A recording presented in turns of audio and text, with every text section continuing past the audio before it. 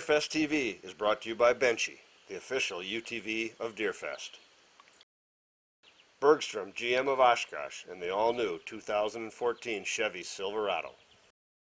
Horny Buck Seed Company, growing the bucks of tomorrow. Whitetail Dreams Real Estate, buying or selling, trust the professionals at Whitetail Dreams Real Estate. Gold Tip, the official arrow of Deerfest.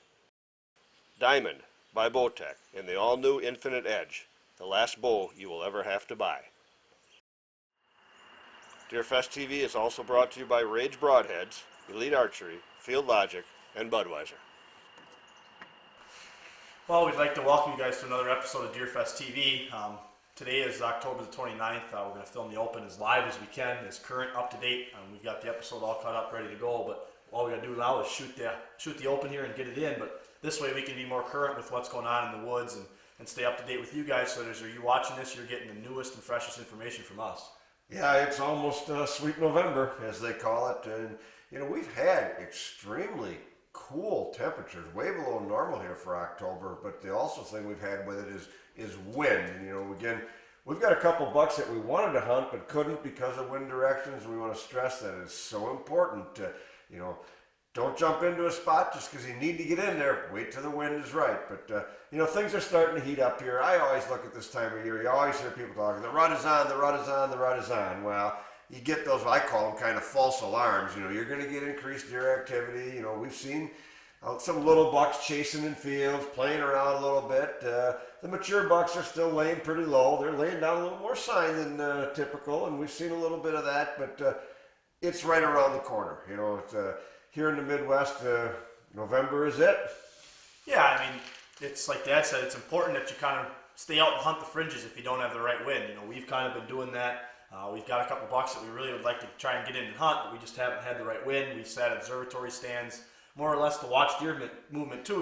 We haven't really seen the sign for us to jump into the timber necessarily, for us to dive back in a spot where we normally don't go sit until we think they're chasing. So, like you said, the small bucks are starting to kind of do a little bit of bump in, and we saw some of that. The big bucks, like Dad said, they're starting to lay down sign, and they're doing it during daylight. We've got some really good footage over the last week of bucks making scrapes on field edges, and they came out and kind of checked those, just meagered around. They didn't really chase one, but would walk up to them and kind of smell them. Yeah, November is the month. That's definitely it. You think about deer hunting, you think about the month of November. That's when the rut really starts cranking up, when you're going to see big bucks up on their feet chasing does, and whenever a deer hunter dreams of a month, they dream of November. Yeah, and the moon phases this year are predicting a later rut than normal, and we've been out quite a bit in the mornings. Mornings have been kind of slow. We haven't seen a lot of activity, and typically when the rut is going, we like mornings better than evenings. It's been kind of slow. We haven't been encouraged to do one of those all-day sits yet. We've got stands set up in those types of areas, but right now we've still been hunting those, edges of the food sources, or where the does are coming out and feeding, and hoping a mature buck might come out there and check for those doe groups at first hot doe. But we've been seeing a lot of young bucks. We really haven't seen the big mature bucks coming to the food sources yet during daylight. But again, it's we're filming on Tuesday, the 29th of October. Hopefully you're watching this on Wednesday. If not, during the coming week, we've got a new episode every Wednesday. But it's time. Get ready. Yeah, we were fortunate this week too, just this last Saturday, to film team member Ben Ferg shoot a really nice buck on camera. It's some pretty cool footage. We look forward to that being on next season. But decoys too, that's something that we're starting to have a little bit of success over a decoy in the food source. Bucks, this buck didn't necessarily come up to it and approach it in an aggressive fashion, but he's curious. There's another buck in the area. He wants to come over and check that out. And so, sitting on a larger food source, kind of more of like an observatory stand, but having that decoy there, suck that buck in close enough for a shot. And, Ben made a great shot. It's great footage. So next season, you guys are going to really enjoy that hunt. I think that deer had been beaten up previous. He liked that decoy, but he was real cautious around them. But, I do think it was a key factor in Ben's being able to harvest that deer. We love decoys, and they're starting to break up from those bachelor groups. Mature bucks aren't going to tolerate a lot of other bucks around their doe groups, and that's some good stuff. And we've got some deer footage in Deer Raw this year showing decoys this episode showing the deer around decoys. They're fun. It adds a little element to your hunt, and when you're hunting those bigger food plot areas, this time of year, it can suck that mature buck in close to your stand location. Definitely, and this week, on the topic of food, we're gonna on the back 40. Our topic is food, water, and cover. You've heard us mention it a lot throughout the season, but we're gonna really jump into it this week. We're gonna talk about why those things are important, where we're creating them on the property, and why we're creating them there. And really, those are the three key elements to a whitetail property. You've gotta try and have all three on a piece of property. If one's lacking a little bit, you can add it in there and kind of suffice and get by with it. But if you can create the perfect habitat with all three of those, you're going to have a great property. Yeah, and last week we kind of showed people the property for the first time. If you missed that episode, go back, look at it. We got the map, and you talked about the importance of the plan. But now we're really diving into it. We're showing people exactly what we're going to do, and we're going to talk about food, water, cover in upcoming emphasis, and we'll focus on food, and then we'll focus on cover on the sanctuaries. Water's pretty simple, so we don't spend a lot of time with that, but we're diving into that back 40 project. So if you're looking to improve your property, make sure you see these next few episodes. And Young Bucks is fun this week. We've seen Megan shoot her bow, get ready, all set up, and this week's episode, she steps into the blind for the first time, and I'm really proud of her. She's been extremely patient, does things really well. So I'm really looking forward to continuing to work with her, and she's going to get one. Right. Yeah. Unfortunately, this week there's maybe a little bit of a surprise on the episode in Young Bucks, but it's a speed bump we all occur as deer hunters. It happens. We've all been there. So hats off to Megan. She handled it with grace. Did a great job. This week on Deer and Deer Gear too, we're going to talk about a bow. We're going to talk about the Elite Hunter. It's from Elite. It's a great bow. We're down at the ATA show again. We've got the people with Elite explaining the bow to us. You're going to see a lot of the new features and tips. About why it's such a great bow, and it really is. It's a smooth shooting bow, and I think people we both love that Elite bow, and we mentioned on Deer Raw you're going to see some decoy activity, but this week's hunt I guess has got a special place for both of us. We're not going to focus so much on the hunt. It's Dustin. He harvests the deer, but it's the after shot where we bring in one of our best friends, Boomer, the deer tracking dog. And Dustin, why don't you tell some people the sad news about Boomer? Yeah, this is kind of a tough week, tough episode for us here at Deer Fest. Kind of emotional right now. Boomer is a black and tan bloodhound. He's just over a year old, and unfortunately he went missing on Saturday morning. He's been gone now for well over 48 hours. We've got his picture out. It's all over Facebook. There's flyers out. There's a $1,000 reward for Boomer's safe return. Boomer is a professional tracking dog. That's what he does. He's my best friend's dog. He's a great dog. We were just joking. 2 weeks ago he was just on the cover of Field and Stream. Was on the cover of their internet version. Had a huge article in there about the 200-incher he found here in Wisconsin just a couple weeks ago, and it's truly it's a sad and tragic thing. Yeah, we really hope that when we film this opening for you next week, we can share good news about Boomer, that he's been found and he's back with his owner. But, for those of you that are out there, he disappeared in the Elderon, Wisconsin area, which is just north of where we film these opens. Black and tan dog. He's as social and friendly a dog as you'll ever run into. He's got tags with his phone number on it, but, go to the Deer Fest Facebook page. If you'll see the contact information there. If you happen to find Boomer, like I said, there's right now a $1,000 reward for his return. That dog is worth his weight in gold. He's found several deer for us. Matt Serwa from Real Deal Mineral, his 200-inch giant. I don't think they'd ever found it without Boomer. We miss him. We want him back. So anything you can do to help. But again, watch this week's hunt. Boomer's featured. We wouldn't have found that deer without Boomer. Thanks, guys. I hope you enjoy the episode. And like we said, if you've got any information on Boomer, don't be afraid to share on Facebook. Send us a message on there. Otherwise, get a hold of us through the DeerFest webpage. Any way you can get a hold of us would be great. Our contact information is on the deerfest.com. Please go on there and contact us if you know anything about Boomer. Right now, all of our hearts and minds are kind of with him, and hopefully a safe return. All right. Thanks. See you guys next week.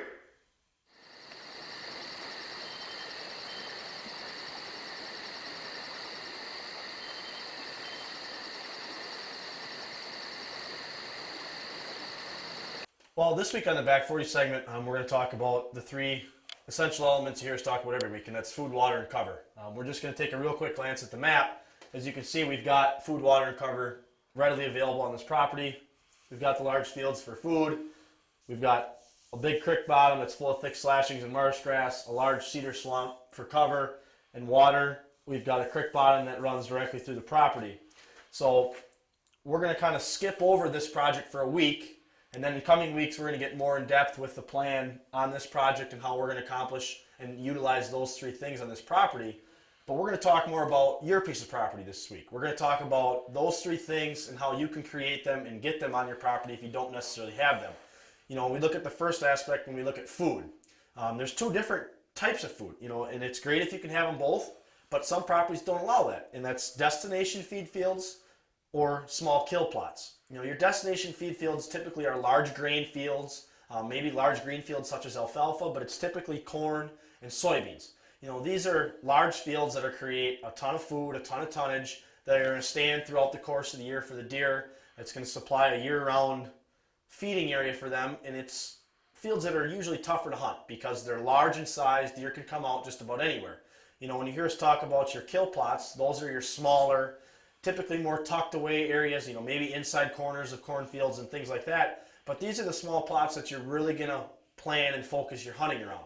You know, it's a small area that once the deer come into, they're typically within bow range.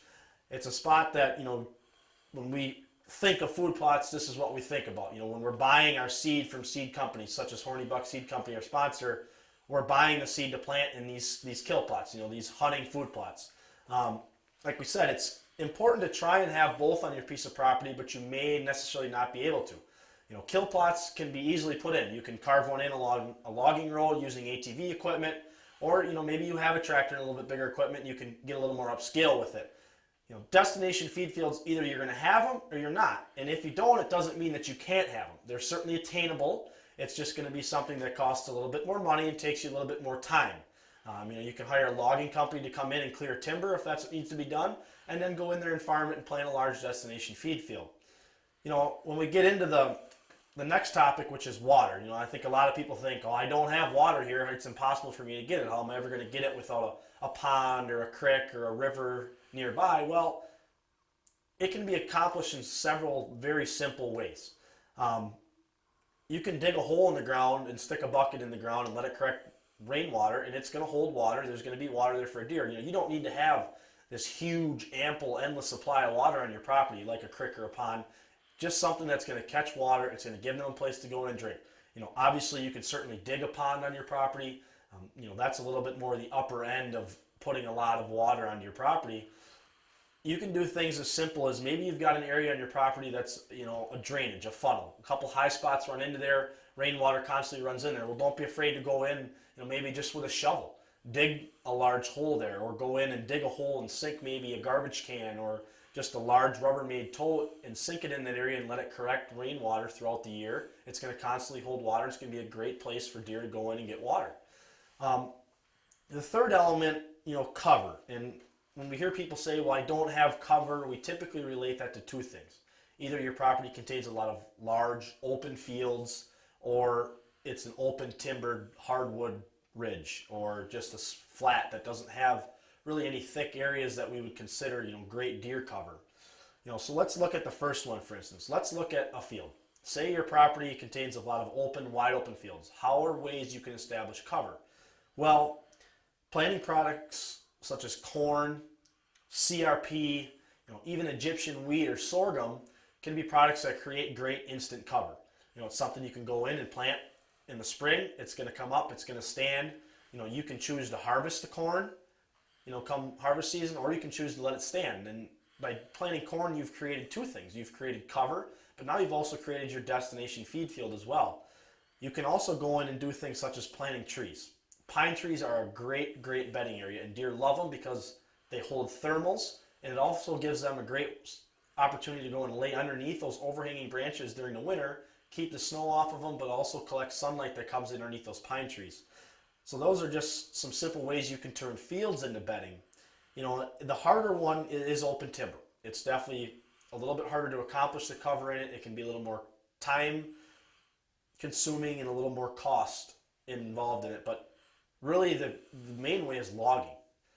Don't be afraid to cut trees. Every deer hunter seems like, I don't want to damage my property by cutting trees, but the reality is deer absolutely love it. And the more you cut out of an area, the even better. Because the more trees that are gone, the greater the canopy opens up, the more sunlight hits the ground, we get more regen and growth, and we're going to get a thicker, nastier undergrowth bedding area for those deer. And the reality of it is, the thicker, nastier it is, the more deer are going to bed there, and especially the bigger bucks. Those big bucks typically like the thickest, nastiest stuff they can find. That's where they're going to call home. That's where they're going to burrow in. A clear cut is a great bedding area. Is it going to be unbelievable in year 1 and 2? Probably not. It takes a little bit of time for that to establish and grow up. It's patience. It's letting those areas grow up, giving it 3 to 5 years, letting that berry brush, all those saplings come up, create a great bedding area. And the other important thing is, if you do things like this in the timber, turn that into not just your cover, but your sanctuary as well. Don't go in that area. Don't be afraid to leave maybe that 5 to 10 acre area that you've cut on your piece of property to turn into cover as your sanctuary. It's a great way to turn bedding and sanctuary into one area. It gives you a great spot that you're going to go in and bed. Don't pressure them, hunt the fringes, incorporate that food right along the edge of that cover and bedding, and you're going to have an awesome hunting property.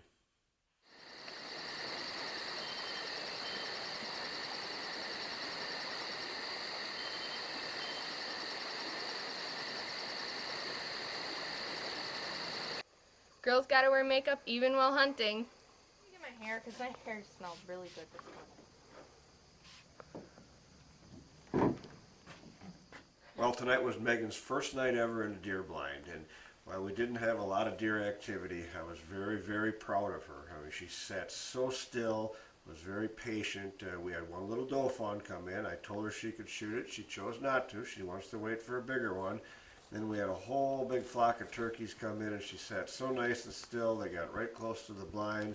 She did a great job. I love the smiles and the laugh. No deer in sit one, but we're going to make this happen yet this year. What are you going to shoot tonight? Big buck. Big buck for your first deer ever? Yep. All right, let's go.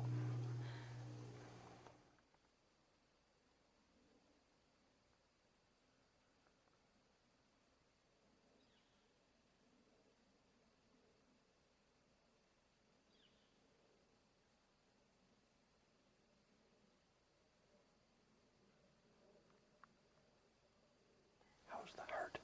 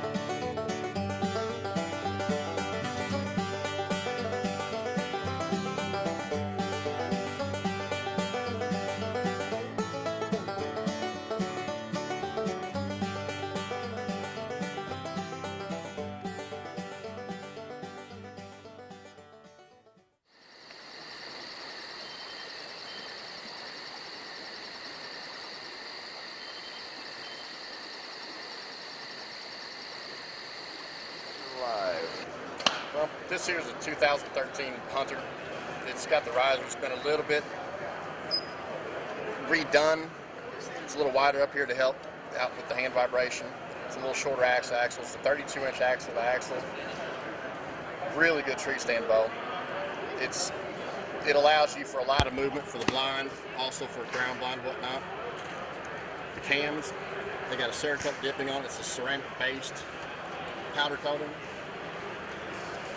Helps out with weather resistance without, letting things get inside the mods and whatnot also. In the same way with this, it's not your typical film dipping. It's a baked on dipping instead of putting into a chemical dip. So this dipping here camouflages a lot more durable than the standard, chemical film dip. Here, it's adjustable for there. You can adjust it to tune for your string dampener to get it soon, to the center.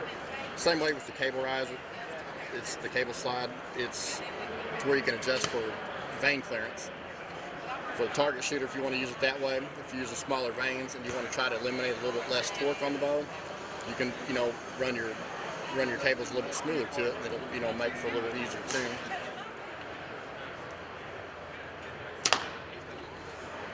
Well, as you heard earlier, I think the one thing I really enjoyed about shooting this bow is it is extremely smooth. When you punch the trigger off, there's no vibration, you don't feel anything through your hand. The other thing he was saying is it's extremely forgiving. There's not a real tight back wall. It's not trying to pull you through when you want to let down, which, like you said earlier, is going to be really, really beneficial in the tree stand if you're trying to hold back on a deer that maybe is not presenting you with a shot at the moment. He's behind a tree or something, and you're just not able to get a shot at the time you're at full draw, and you got to hold for a minute, maybe 2 minutes. You got to let that deer walk to a good angle. He said let it down, and you literally have to start pushing it to get it to go down. It holds back very well at the back wall. So extremely smooth shooting bow. If you haven't shot in the lead, I'd go out and start shooting one. I really do think you will fall in love with it, like you said.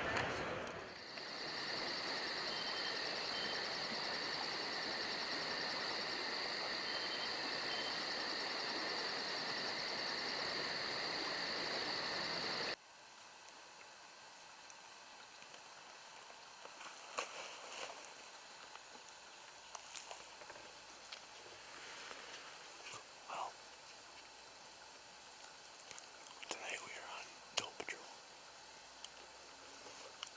It's warmed up on us here today. Highs got close to probably 70 degrees. We've elected to come down in this far end food plot. We've got some greens out in front of us. There's some brassicas and clovers out in front. There's been a lot of does and fawns coming in and using this far end. It's a really good spot to shoot a doe because it's accessible. The farm road runs right into this plot. It's easy to get a four-wheeler or a benchy down here to get the deer out. We've got a lot of does on this piece of property, so we're going to start thinning them out here.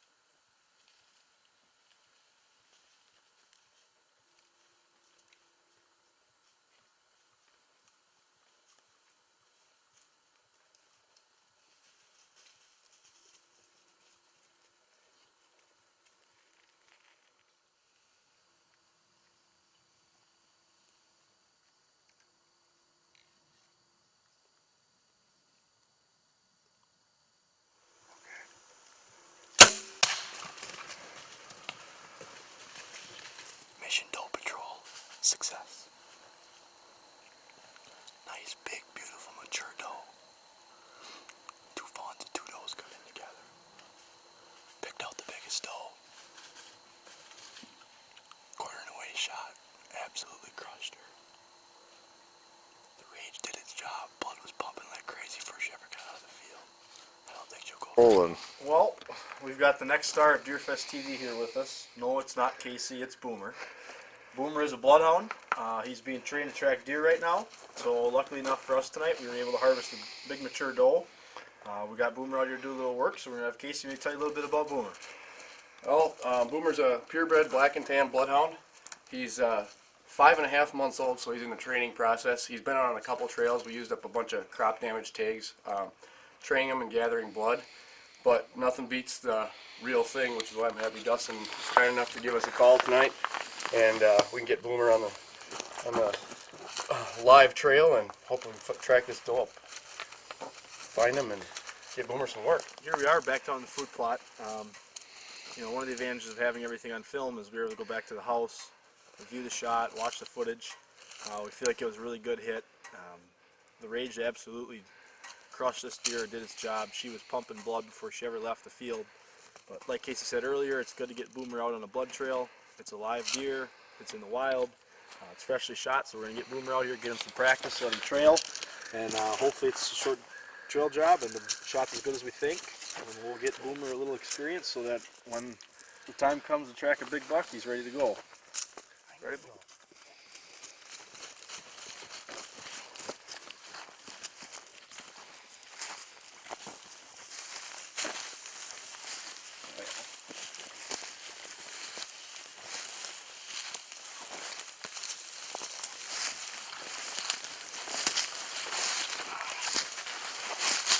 Come on, Boomer, hunt him up, hunt him up, hunt him up, hunt him up, find him, hunt him up.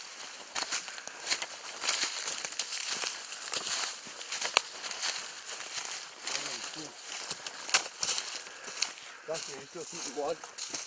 Oh yeah. He's on still.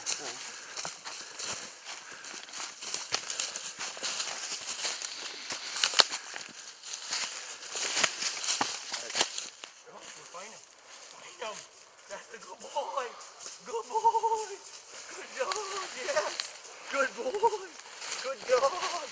Oh, sorry. Good dog. That's the way to find him. Is that what we're looking for? Yes, we are. Good dog. Yes. Come here, Booms. That's a good dog. Run in there, Dust. We should know him better than, don't you? That's a good dog. You had a whole way into Booms. Oh, yeah.